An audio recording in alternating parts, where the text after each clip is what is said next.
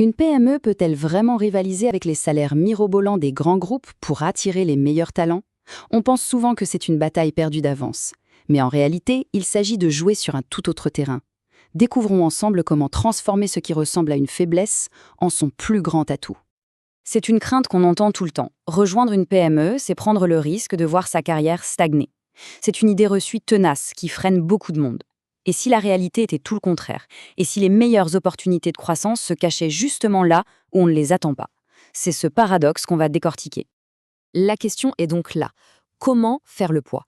Face aux avantages, aux salaires des géants, la tentation est grande de vouloir s'aligner, de copier leur modèle. Mais est-ce vraiment la bonne stratégie ou est-ce qu'il existe une autre voie, une voie bien plus intelligente et efficace? Ok, première étape, il faut changer complètement de perspective. Le vrai problème, ce n'est pas une question de budget, mais bien de point de vue. Il faut arrêter la course au salaire et se concentrer sur ce qui rend une PME absolument unique. Et voilà la clé. La proposition de valeur n'est plus la même. Aujourd'hui, un chèque à la fin du mois, ça ne suffit plus pour attirer et garder les meilleurs. Les talents, ils cherchent du sens, un impact direct sur les projets, de la reconnaissance.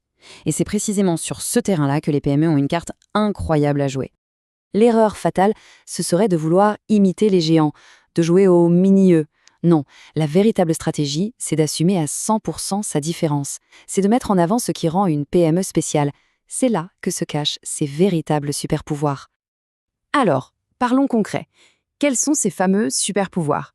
On va plonger dans cet avantage concurrentiel unique des PME, point par point. Premier super-pouvoir, et pas des moindres, l'impact. Imaginez un peu le truc. Vous proposez une idée le lundi et le vendredi, elle est déjà en place, visible. C'est ça, le quotidien dans une PME. Dans une grande structure, c'est différent. L'influence est plus diluée, les processus sont plus longs. Et cette différence, en termes de satisfaction au travail, elle est fondamentale. Deuxième atout, la culture. La proximité avec les fondateurs, une communication directe, sans filtre, tout ça, ça crée un environnement de travail beaucoup plus humain. C'est un contraste énorme avec la hiérarchie parfois rigide et les processus des grands groupes. Et puis, il faut tordre le cou à cette idée reçue sur la carrière qui stagne. Souvent, c'est tout le contraire. Dans une structure agile, une structure qui grandit, les opportunités se créent presque toutes seules. Les parcours sont moins tracés, plus sur mesure. Pour les profils ambitieux, c'est un terrain de jeu exceptionnel. Ce qui nous amène à un mot très à la mode, l'autonomie.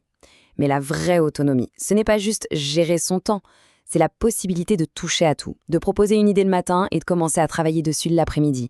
C'est un accélérateur de compétences absolument incroyable. Bien sûr, le salaire, ça compte. Personne ne dit le contraire.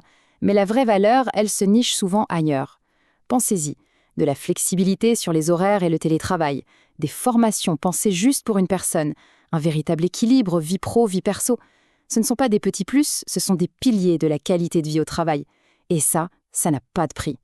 Bon, avoir tous ces atouts, c'est une chose, mais ça ne suffit pas. L'étape d'après est cruciale.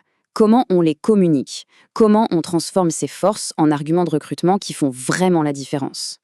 Voici un plan d'action très simple, en 4 étapes. L'idée, c'est de construire une image de marque employeur qui soit authentique. Ça passe par des témoignages de vrais collaborateurs, une présence sur les réseaux qui montre le quotidien, sans filtre, et un site carrière qui reflète la culture, pas juste une vitrine corporate. Chaque étape renforce la suivante. C'est ça qui crée un message puissant. Cette citation, elle résume absolument tout. Les histoires humaines, c'est bien plus puissant que n'importe quel discours marketing. Un candidat va s'identifier beaucoup plus facilement au parcours d'un futur collègue qu'à une description de poste impersonnelle. L'authenticité, c'est la meilleure des armes. On arrive à la dernière ligne droite. C'est l'étape qui peut tout faire basculer, l'expérience du candidat. C'est le moment de vérité, où la promesse de la marque employeur est mise à l'épreuve. Le processus de recrutement, ça doit être la première démonstration de la culture de l'entreprise. Fini l'interrogatoire froid. On passe à une vraie conversation, un vrai échange. On permet aux candidats de rencontrer leurs futurs collègues. Chaque interaction doit être transparente, chaleureuse. Ça donne un avant-goût authentique de ce que sera la vie dans l'entreprise. Et c'est souvent là que tout se joue. Pour un candidat qui a enchaîné les processus hyper standardisés des grosses boîtes, cette approche humaine, c'est une véritable révélation. C'est ce contact, cette considération qui va faire toute la différence au moment du choix final. Au final, la question est toute simple. Et si le plus grand atout n'était pas financier, mais humain? La vraie force des PME, elle est là. Offrir une expérience de travail plus riche, plus directe, plus authentique. Dans le monde du travail qui se dessine, c'est peut-être ça la proposition de valeur la plus recherchée de toutes.